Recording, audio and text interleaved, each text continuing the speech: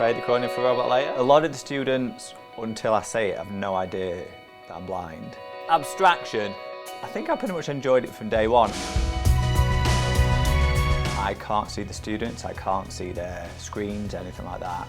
So we use a lot of technology to bridge the gaps, as well as a sight assistant. We've got Harrison and Eric. He's just basically the eyes in the classroom.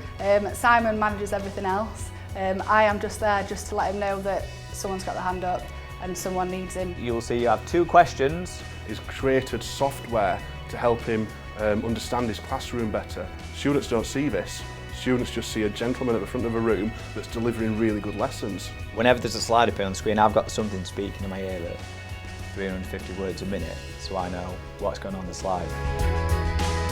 I nominated Simon because he is such an incredible new teacher into the profession. What that young man has contributed to our school community is just phenomenal.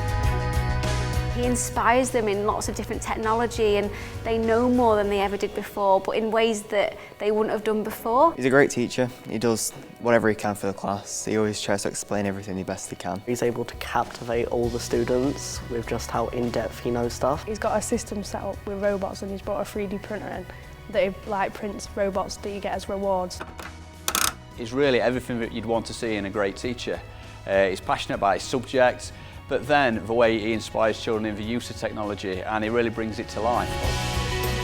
I hope me being in the classroom does demonstrate that anything's possible, anyone can enter teaching, and I really do think the kids really reimagined what a blind person is capable of. Who wants to jump in? For what he's done, what we've seen in the classroom is beyond anybody's expectation. His classes adore him, and yet they're better people because of him. He's so inclusive in the classroom, and ultimately he deserves that recognition. More praise needs to go around, because while one person gets the award, I think more than anything it should stand to demonstrate how well we've worked as a team.